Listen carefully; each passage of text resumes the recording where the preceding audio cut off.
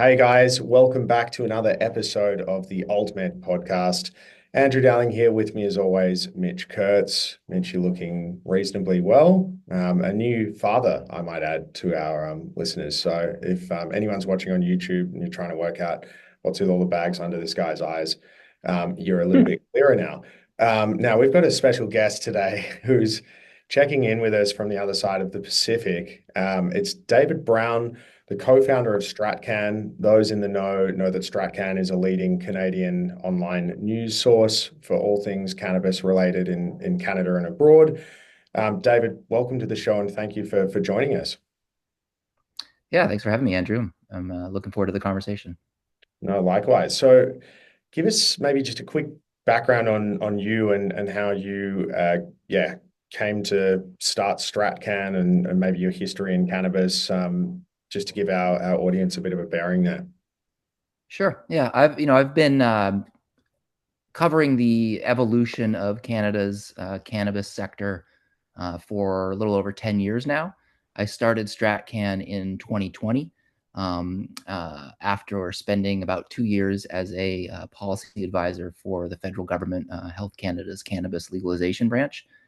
Prior to my time at Health Canada, I had worked at a similar online news publication called Lyft that was sort of a news and review as well as events company from 2014 to 2018.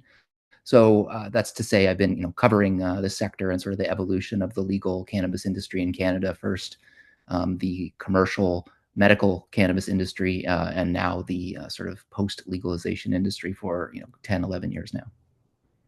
Amazing. And I guess, yeah, so essentially because like I wake up some days and I feel like it has already felt sometimes like an eternity that we've had the Australian scene, but really it only, kind of kicked off properly in 2017. And even then it hasn't really started appearing in the news in a mainstream sense until the last few years. But it sounds like, you've been tracking the much more mature and evolved Canadian scene for longer than that.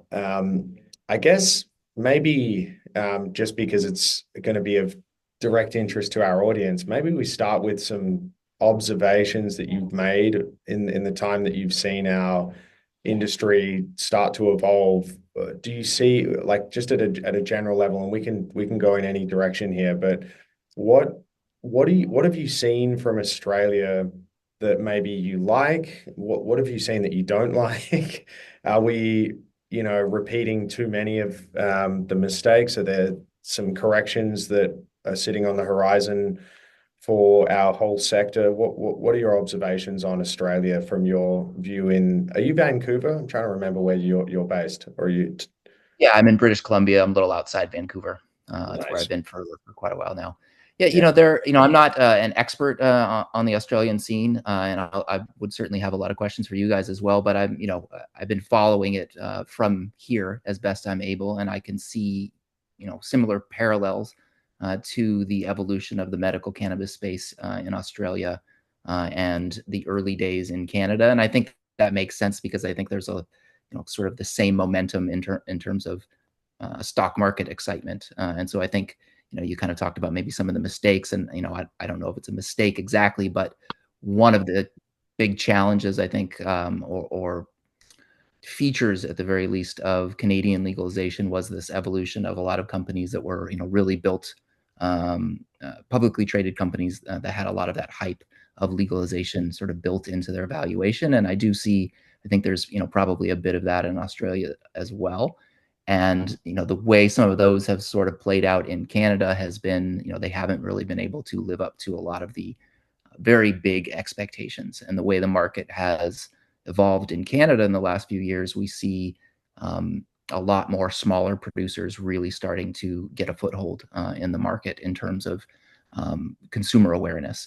Whereas I think in the lead up to legalization, there was a lot of expectations and excitement that a handful of really large companies would really dominate everything through the scales of economy.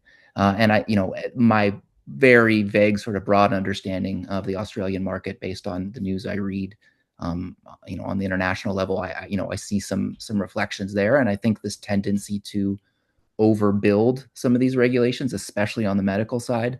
Mm. I think it's to be expected, especially for the unique nature that legalizing cannabis is. And I understand why governments take that approach, but I think that approach can lend itself to some of the challenges in terms of um, bigger companies maybe not necessarily meeting the demand of where cannabis consumers, even medical cannabis consumers, actually are. Yeah. I mean, and just the degree of crossover of consumers that were previously consuming cannabis as a medicine, but in the black market. Yeah, it almost funnels everything through this is the only allowable way that the medicine can sort of come in as a dosage form and look and feel. But what about the landscape? And we'll probably come back to Australia in the context of some other topics, but the landscape over in Canada right now, I mean, you guys are 6 years down the road from legalization in 2018. Um, Legalization, good thing or bad thing? Yeah, I mean, good. I'm certainly biased, but I think objectively we can look at the numbers and say that the sky has not fallen. The sort of um, dire predictions made by the opposition government who were strategically opposed to the Can I bill. ask, actually, sorry to jump in, because we've Yeah, got some pretty crazy politicians here in Australia too. And I just want to know, just so I can be prepared for it, because there's a potential that we actually have someone from a political party here in Australia called Legalise Cannabis that might actually get into our like Senate, our upper house in the Australian Parliament at the next federal election. I'm just, I kind of it's beneficial to be talking to you because I'd love to know what the sort of rhetoric was from certain people that were worried about legalization, just so that we and our audience and everyone can be ready for what we yeah. can expect to hear. What was it? Yeah, it's a great question. The typical concerns are youth use rates. Kids are going to get cannabis. It's going to normalize cannabis, and therefore use rates in general are going to go up. There was concern about accidents on the road, increased issues of not only impaired driving, but impaired driving causing collisions on the road. Um, as well as this concern that organized crime would somehow infiltrate the Mm, legal system. And we really haven't seen evidence of any of those things. Youth use rates, for one, I'll preface this by saying 6 years in is really not nearly enough time to properly measure these types of things. There's yeah. all kinds of biases to have to account for. But based on the data we have, and I will say that Canada and specifically Statistics Canada did a good job of creating a baseline pre-legalization in terms of getting a feel through surveys in terms of what public use rates were. That's our best metric, and people can criticize it and say, well, it's just based on opinion polling. But creating that baseline pre-legalization, I think, created a bit of integrity to that approach. And through that approach, we haven't really seen use rates over the general population go up much. It's gone up a little bit. Some of that is likely people being more comfortable acknowledging consuming cannabis post legalization, and there's certainly a lot of new consumers as well as just sort of the canna curious who've maybe tried it once or twice and now can say so on a survey. But when we look at youth use rates, we haven't seen them go up. By some measures, they've potentially even gone down a little bit, and that's why I caution to say 6 years in, barely even 6 years in is a little too early to make that statement. But there isn't any evidence of it skyrocketing like the concerns were made. For the most part, the people who are consuming cannabis before legalization are consuming cannabis after legalization. The big Mm, change is that a growing number of those consumers each year are opting into the legal market. hmm And that speaks to that other point that organized crime has not infiltrated the legal market. Legalization is working to take profits away from the black market. That was one of the main pillars, one of the main arguments for legalization. It hasn't gone away, and it's difficult to measure, but it certainly has not gone away. But it is not the typical source that a consumer is getting it from anymore. Okay. Depending on the jurisdiction, we don't see this sort of proliferation of weed stores everywhere. We have seen that a bit in Ontario. Ironically, Ontario was a conservative run province. Some irony there, perhaps. Um, Look, through the lens of Canadian definitions of liberal and conservative. I'll put a footnote in there, but that's to say, predictions that the sky was going to fall across the board. There just isn't any evidence of it. We haven't seen instances of accidents on the road increasing. Now that's a tricky one, and it can be measured many different ways. You can point to evidence, and we've seen this in the States a little bit too, of um, blood samples after accidents showing cannabis in the system increasing post legalization, but that is not necessarily directly tied to impairment, obviously. And so it's again difficult to parse those things out. But we haven't seen any instances of it really shooting up. Okay. David, Yeah, I'm yeah. Go just ahead. curious. Like, obviously, we're quite supportive of cannabis in general, and Andrew ran for the legalized cannabis party in Australia at one point. Just Unsuccessfully, curious. to clarify. Yeah, very unsuccessfully. I'm just wondering. Do you think in the interest of a rounded argument, would there be any downsides in your opinion that you would say have happened as a result of cannabis being recreationalized and being ubiquitous in Canada, basically? Yeah, that's a great question too. From a public health standpoint, there are very sound arguments that I'm not someone who argues that cannabis has zero harms to it. There's a lot of things that we still don't know about cannabis consumption, especially long-term heavy use of cannabis consumption.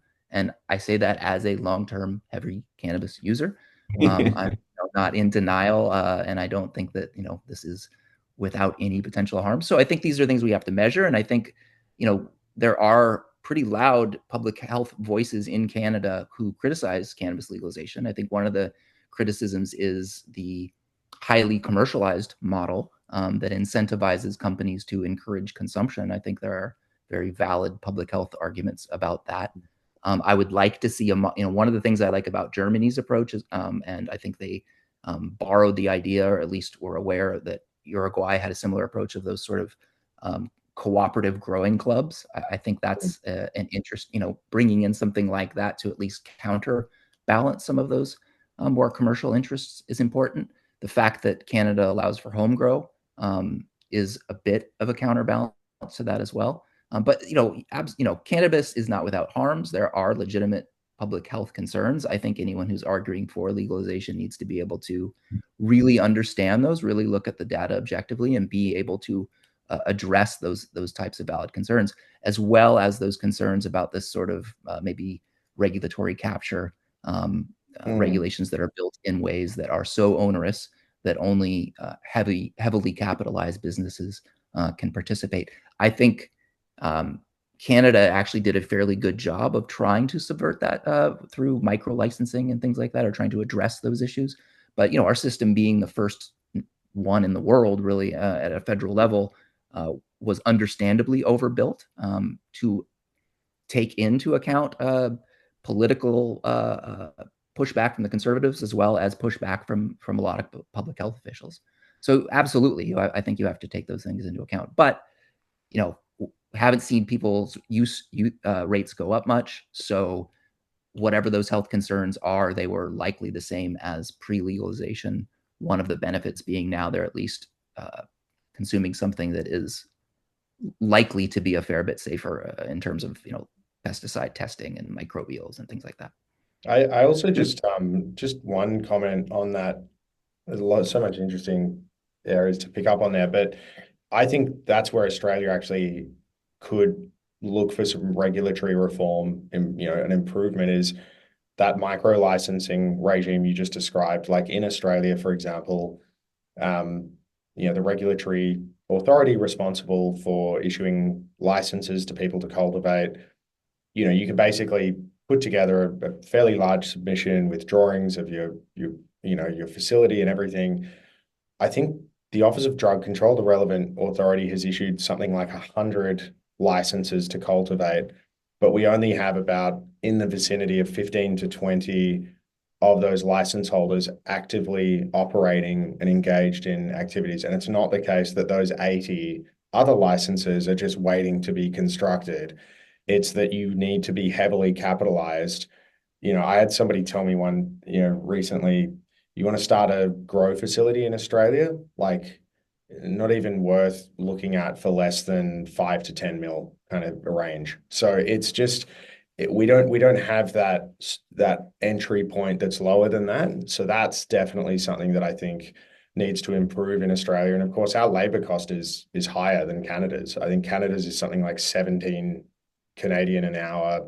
The Australians is like $31 an hour. So and we're only meant to be like 90 cents in 90 Canadian cents in the Australian dollar. So we're not that far apart on that metric. But and also just the other point you raised on home grow, I am actually interested to understand the home grow limits because there's only one tiny part of Australia where they've allowed home grow, and it just so happens to be where all the federal politicians are. It's literally in our nation's capital in Canberra.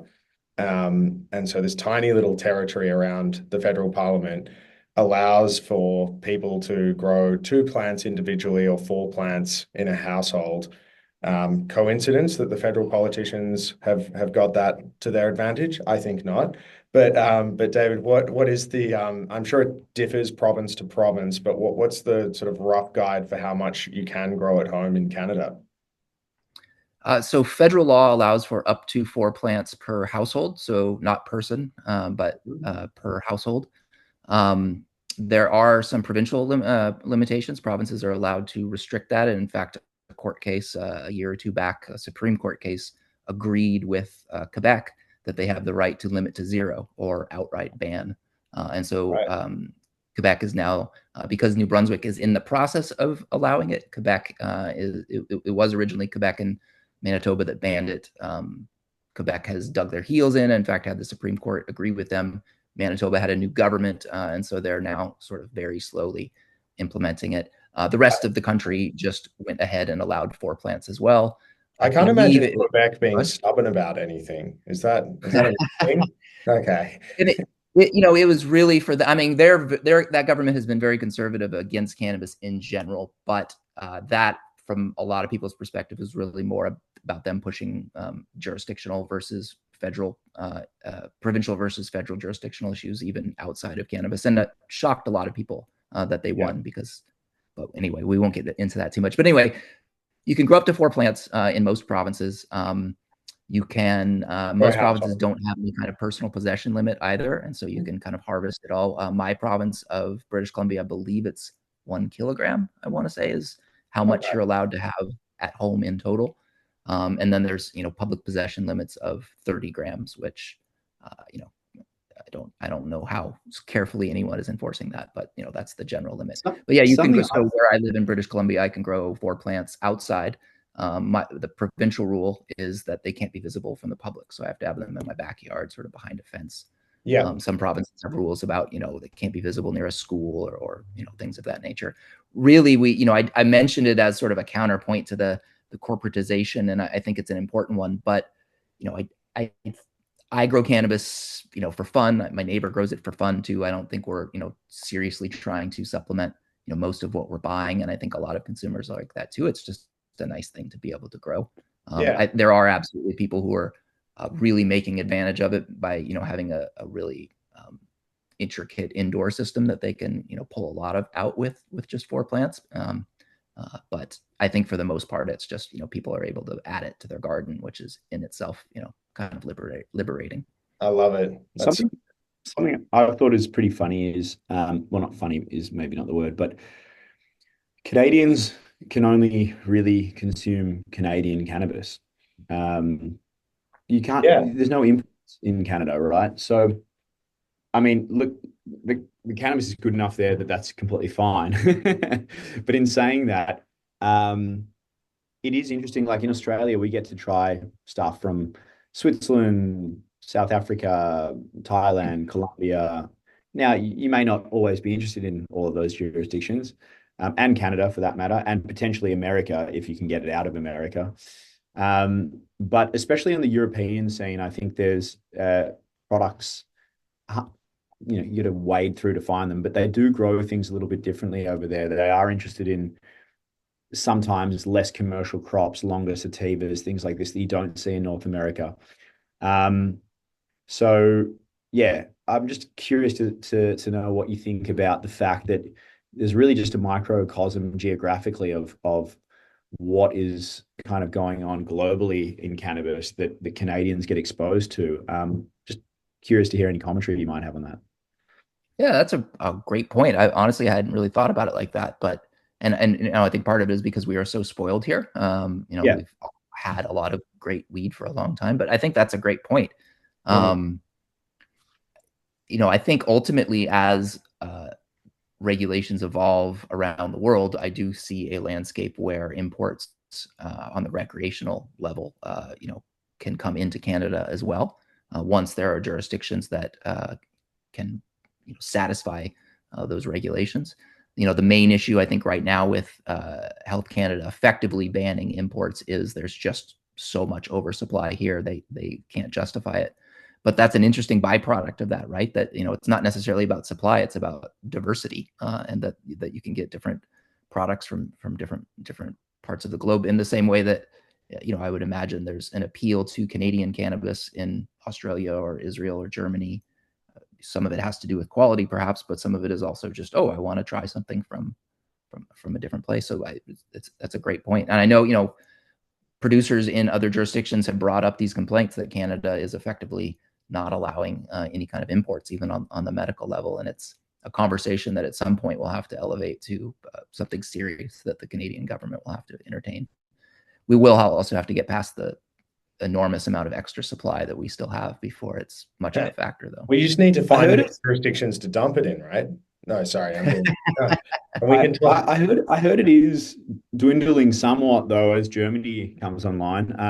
You know, people Yeah, who had abundant offers are now saying, excuse me, are now saying, there's actually people are holding onto it a little bit unless they're getting the price they want. People are a little less desperate.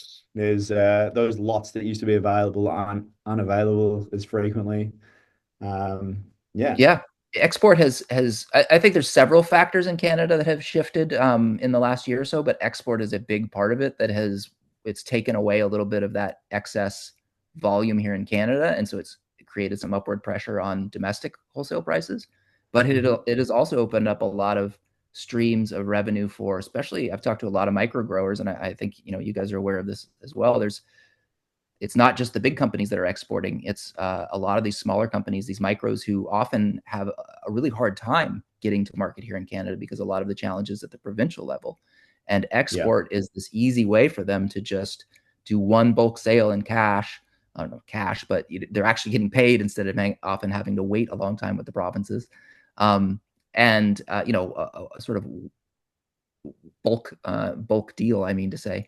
Um, it's giving them direct access to revenue that otherwise they're not getting. And the challenges at the provincial level, some of it has to do with saturation, some of it has to do with how the provincial distribution models are built much more for larger companies. But it has become a bit of a lifeline and has shifted the narrative here from the sort of drive to the bottom to where we've seen wholesale prices start to bottom out. I think have recuperated a small amount, but it's that small amount that can be the difference between staying open another month or not for a lot of these companies. That's probably a really good segue to the discussion around provincial distribution. You know, when Yes, we came I was to just thinking Canada the same thing. the first time, we think, oh, we're great. We're in the mecca of cannabis, basically. When we got into the distribution network and the way that it works, you realize that it's kind of not exactly that. It doesn't feel very free market in a sense because you know, especially it's dependent on the province, but generally speaking, a lot of great growers or a lot of products are just not accepted by you know the provincial You distributor. have one customer. If you're a supplier, you have one customer in your province that is, and if that provincial government doesn't buy it, What's it called, Andrew? what's that? It's not a Monopsony. monopoly. Yeah, it's called a Monopsony. monopsony in economic terms, but it's basically, and jump in and correct me if I'm going astray or I'm misguided here, but my understanding when we were there and we were chatting to them, it's like if you grow in Ontario, you've got the Ontario Cannabis Board, I think, that sort of runs all the regulations there, but you sell to the Ontario government that runs the retail side and the distribution side. So the Ontario government owns these stores. So a consumer pays money directly to the government, and then the government pays the supplier after collecting the revenue for that transaction. And if that particular single customer in your province, being the government, doesn't want to buy particular strains of yours, you then have to look at other customers, being provincial governments in other provinces, or indeed the export market. Is that a sort of a rough framework for what we're seeing? Yeah, that's correct. There's a little bit more nuance, and we can go into some of that, but absolutely, that's the provinces generally constitutionally, the Cannabis Act was required to give jurisdiction of distribution and sales to the provinces, and so most provinces have opted to manage it themselves. Manitoba and Saskatchewan are the two that sort of took a hands-off approach and more or less let people just sell into the province. There's some nuance there too, but for the most part, the rest of the provinces are like that. Ontario really doesn't do their own retail for the most part. They do online retail, but it's like 1% of provincial sales or something. It's an asterisk. But they do control distribution. Quebec controls everything, so they control distribution, and then they have SQDC, the Quebec cannabis stores. Where I live in British Columbia is one of two provinces that have a mixed model of provincially run stores as well as privately run stores. And so there's a handful, and that's mirrors how we control alcohol. And that is similar for most provinces. So most provinces adopted whatever approach they were already taking with alcohol. And that's sort of a layover from how alcohol was managed post our very brief prohibition, about a century ago, and sort of our, Puritan roots, I suppose. How long was that was prohibition, incidentally? And how long was it here in Canada? Yeah. That's I don't have that number at the tip of No, my that's brain, but it was but it was shorter brief. than the U.S. if Oh, I shorter recall than the correctly. US. Okay, very brief. But it Yeah. was enough to sort of hit the reset button. And so when distribution was, again allowed, it was sort of run by the provinces. In the early days, a lot of people talk about how you could only go in and sort of choose from a list, and then you would get a plain paper bag that they would bring you your stuff, and that's kind of how some of the cannabis stores were in the early days. So that context, I think, kind of helps explain why it's run that way. Yeah. But functionally, yes, it can be very challenging, especially for smaller growers. If the system is built for large scale distribution, which again makes sense for alcohol, and that's how alcohol works, and alcohol is a product that is more lended to large scale distribution. I think that's one of the mistakes of mirroring that approach, is that cannabis doesn't quite work the same way. I mean, it does, but there's more nuance in there. I mean, so the OCS, the Ontario Cannabis Store, which controls their distribution warehouse in Ontario, is the largest cannabis distribution warehouse on the planet. It's massive, and they're able to bring a ton of weed in and out of there on a daily basis. It's quite an impressive feat. But if you're a little guy and maybe you just want to grow for the 30 stores around you or something like that, it's very difficult, to make something like that work. British Columbia has a direct delivery system that they started a couple years ago that does allow for that. So if you're a small scale British Columbia based grower, producer, you can bypass their central distribution and deliver it directly to stores. That said, that program hasn't been very successful. There's a lot of challenges to that, and what growers and retailers quickly realize is it's actually pretty easy. It's a lot easier to just do one big shipment to one central distributor and receive one weekly shipment from one central distributor than dealing with all these sort of tiny little shipments on a daily basis and having to chase down payments. So there's a lot of problems with the one size fits all approach that provinces have taken, but I think it works about 80 or 90% of the time. It's just that there needs to be a little bit more nuance so that there can be that more local approach that acknowledges that part of what makes part of the reason cannabis is unique from alcohol is that shorter shelf space. A large portion of heavy consumers are constantly looking for the new sort of limited edition batch that is different from how most alcohol works, even taking into account sort of niche wines and beers, I think. Do you mind me asking, and this is just more maybe you don't know the answer, but like this idea will be so foreign to Australians that effectively, like, I guess for Australians, the best analogy I can think of is just imagine we have, you know, the Queensland government, if you're based up in Queensland, runs all of the Dan Murphys for your alcohol distribution. And this is what it's like buying cannabis and in Quebec. But this idea that the government actually takes the money up front and then pays the supplier after the fact. I'm just curious, do you know if they take stock on consignment from those suppliers, and like the supplier is basically handing over their stock to the government and it's like, please sell this and then pay me later? Or does the government actually at least look after those cannabis suppliers by paying maybe like a bit of a deposit on it or something like that? I'm just curious the mechanics if you are aware of that, because it just sounds like if you're a grower, right, you spend 10 weeks growing the crop, obviously drying, curing, trimming, all the steps, maybe you're extracting it as well.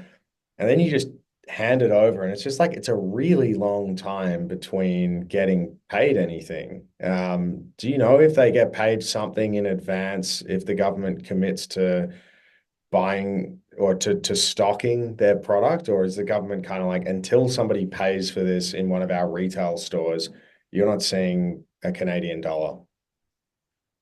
I couldn't speak to exactly how each province's arrangement with each distributor, but I think for the most part, or each supplier, but I think for the most part, no, you're seeing generally what I hear is people are waiting on their payments from Right. the province.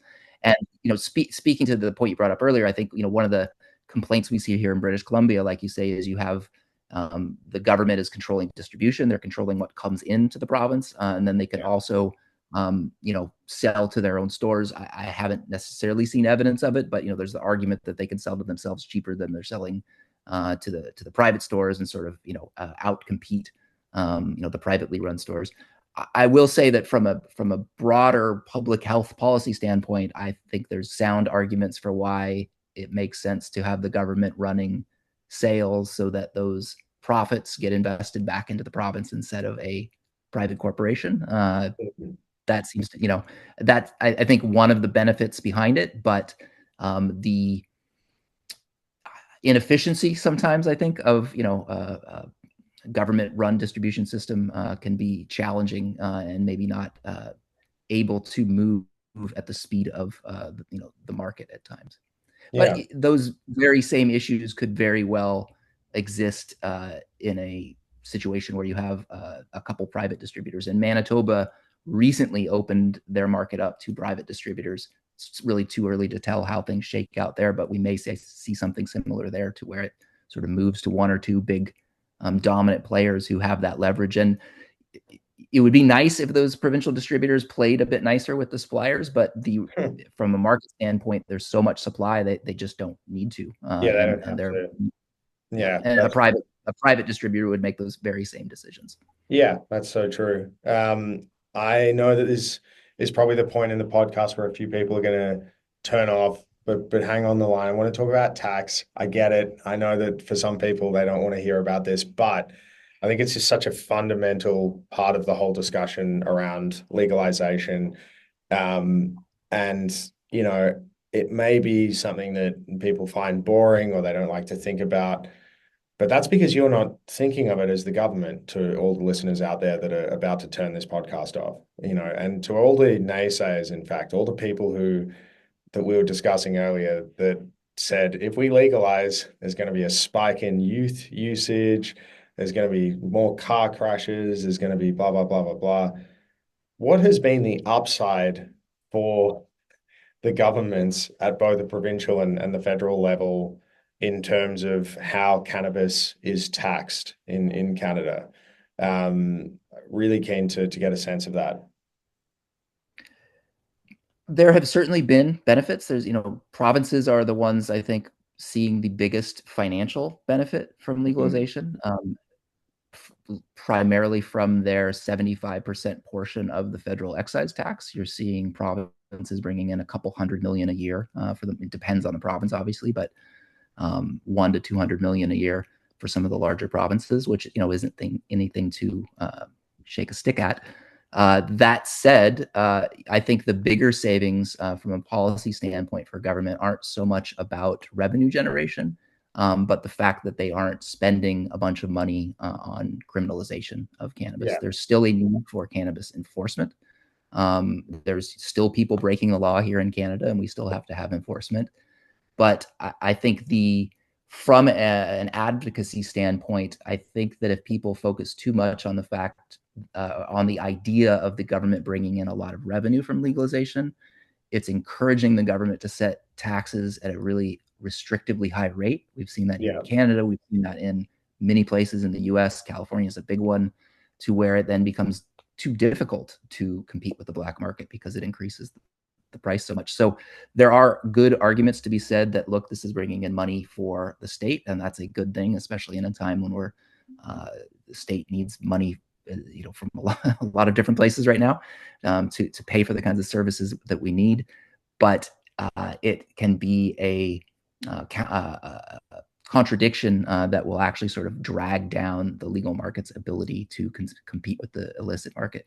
Canada's kind of unique, I think. I don't really know how extensive the illicit market is in Australia. It seems like it's fairly established, but Canada, our black market was very, very well established pre-legalization, and so that's a unique challenge that I think Canada faces, because it's much harder to supplant something that had that kind of customer loyalty and that level of sophistication, as well as the fact that our court system tends to still be very lenient to it. So police tend to prioritize enforcement in other things than non-cannabis. And so it can be quite easy to operate in the illicit space if you're willing to take on a bit of risk here. So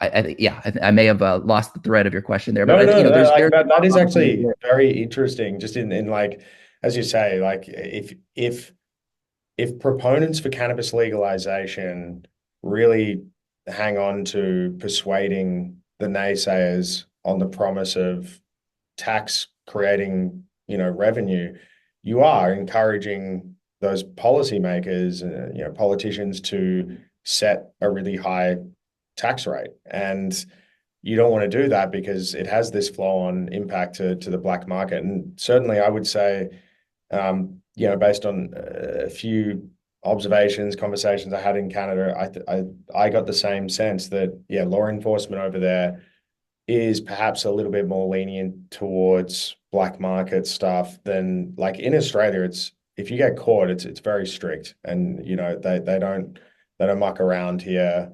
I always say to people, people throw ideas up about, trying to find a way to do something in the existing framework, and I get a sense of, I'm like, nah, it's not even gray area. That's just like that's black market. So, like, we have this really limited bandwidth in Australia within which you can lawfully possess, store, deal with, prescribe cannabis.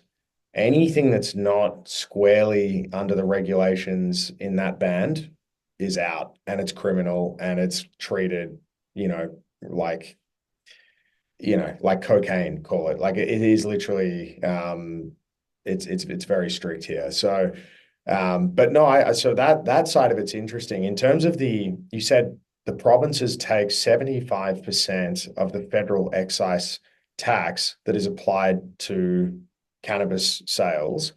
Do you have a sense? I'm sorry, I'm throwing you on the spot here, but is the excise significant? Because my understanding was it is. It's like, what percentage? It's $1 a gram. So it's the federal excise tax on wholesale sales. So what a supplier pays when they sell into a provincial system. Precisely what we're talking about. So this is not a tax at the retail price. It's a tax at the wholesale price, which is, there's some more nuance to it, but it's effectively $1 per gram. And so 75 cents on every gram goes to that province that was charged in. So when I buy it in British Columbia, and I've got, here's my, well, you can see a piece of a federal excise tax there, that little stamp there. I bought it here in British Columbia. British Columbia got 75 cents of this. Another 25 cents goes to the federal government. So it's, the provinces are really the ones that are doing quite well in terms of the revenue from federal excise tax. Like I say, there's other revenue that they're seeing, if depending on how much they're controlling sales of cannabis itself through distribution and retail sales. They're also taking a chunk there. We see Ontario returning a big chunk. Quebec returns a big chunk. British Columbia, all the provinces that have their finger in the pie there are returning a fair bit of that. Most of it just sort of goes to general coffers. I think Quebec at least says they're sending it to public health spending and things like that. At the end of the day, it's really, when you compare it to what other industries are bringing in, it's not It's that a bit of much. a drop in the ocean compared to where they really source their consolidated revenue from. Yeah. One of the, I think a good explanation here is a talk I used to give when I worked at Health Canada. I would go around and give these talks to different groups, especially here in British Columbia, sort of talking about legalization. And one of the things that, especially at the time, this was 2018, 2019, still a lot of hype around legalization, a lot of hype around the commercialization of legalization, was emphasizing that Canada's approach to legalization never talked about revenue generation, never talked about even really much from the angle in terms of sort of freedom or liberty. Revenue generation and liberty were sort of the arguments made by different U.S. politicians. Trudeau's approach and the Liberal government's approach was always from a public health standpoint. And so it was really built around this idea of restricting and limiting and controlling use, very similar to Canada's approach to tobacco. And that, nonetheless, a lot of people ran with a lot of hype and a lot of commercial expectations. But I think, now one can argue that that was a good approach to take or not, but I think it's a good example of that very decidedly different approach that Canada took than how we've seen unfold in the States. And I think some of the ways Canada got it right are because of that. I think some of the ways it got it wrong are also because of that. But going through that lens, I think gave it more credibility on the international scale. I think it's given other countries like Australia and Germany an opportunity to borrow from lessons learned, both good and bad, in ways that they don't look at the U.S. I think the U.S. is looked at as sort of a mess, to put it politely. There's not a lot of things, not a lot of positive lessons learned there, and it's going to be a huge. There's just not a hint of like public health considerations there. They're just like, it's a free market.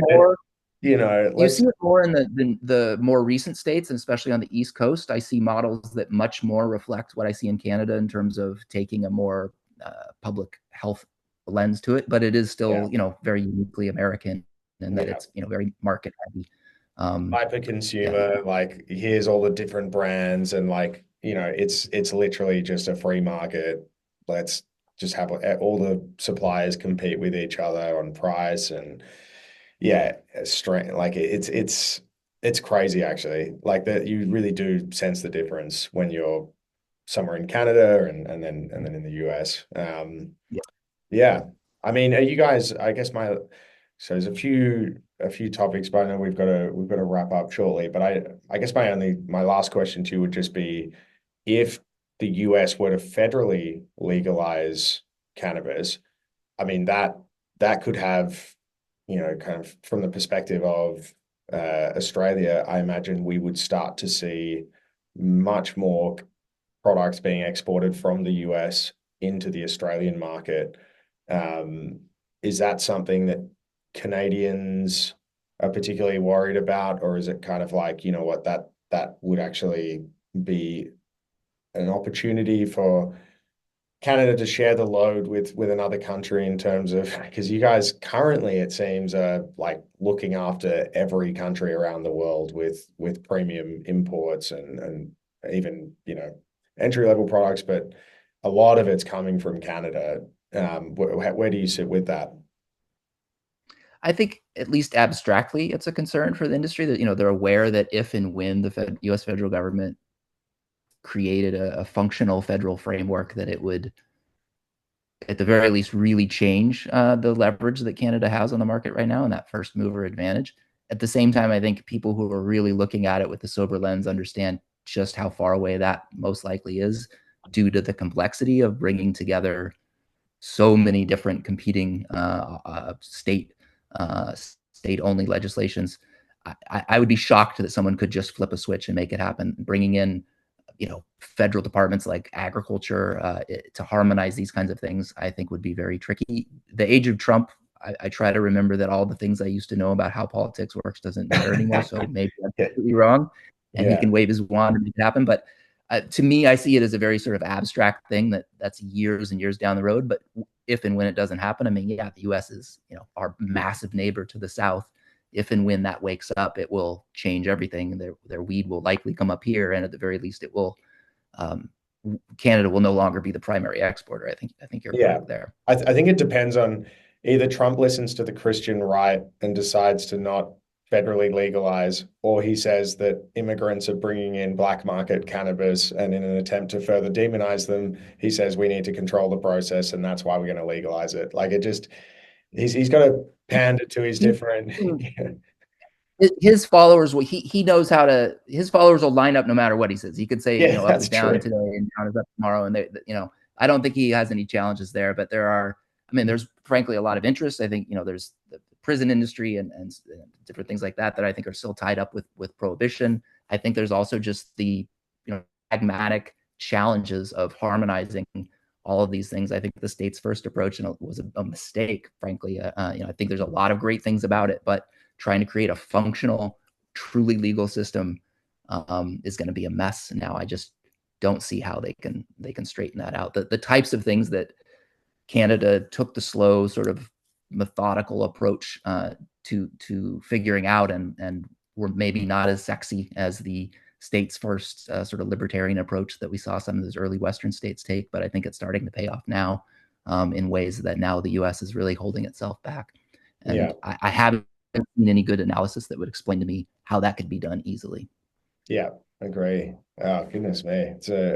We are living in very interesting times as we approach the end of 2024 and 2025. We didn't even get to talk about Germany and a bunch of other things. But look, I'd be very keen to do a part 2 with you, David, because this has been great, and your insights on everything that's happening in Canada and abroad is amazing. For anyone who's listening, a lot of our Australian audience might only be familiar with Cannabis, which is our local industry. Shout out to Martin and Steve there. It's a great rag, but also Stratcann. Check it out if you've never seen it. It's a really good online news source, particularly for Canadian content. But yeah, lots of articles also about Canada's role globally in the cannabis trade. So yeah, would encourage everyone to listen to that. And David, just want to say thank you so much for your time and your insights. And we'll probably annoy you at some point in the not too distant future for a part 2.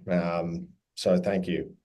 Definitely. Yeah, thank you for having me. I'd love to do it again. It was a great conversation, and I have more questions for you guys we didn't get to. So. True. We need to do the David's Q&A on Australia, and flip the script. All right, part 2. It's happening. We'll tee that up for the new year. Awesome. Hey, I'd love to get you, we can talk about it another time, Andrew, but I'd love to get you out to one of our events next year, if you're able. We've got our first one in BC in February. I don't know if that's doable. I'll just have for to you. Check with the boss who happens to be on the call right now. How does that sound, Mitch? We'll come back to you. I think that's his polite way of saying yes, but I'll have to check with him now afterwards. That's how I interpreted it. For sure. I'm happy to give you the spiel some other time, Mitchell, but really enjoyed the podcast today. No, thank you, David. Appreciate it. And I'll see you in BC in February, and we'll do a part 2 in January. All right. We can do a part 2 live on the scene. Live in BC. I'm down. All right. Beautiful. All right. I'll talk to you guys very soon. It was a pleasure to speak with you. Cheers. Thanks, Dave. Cheers. Bye.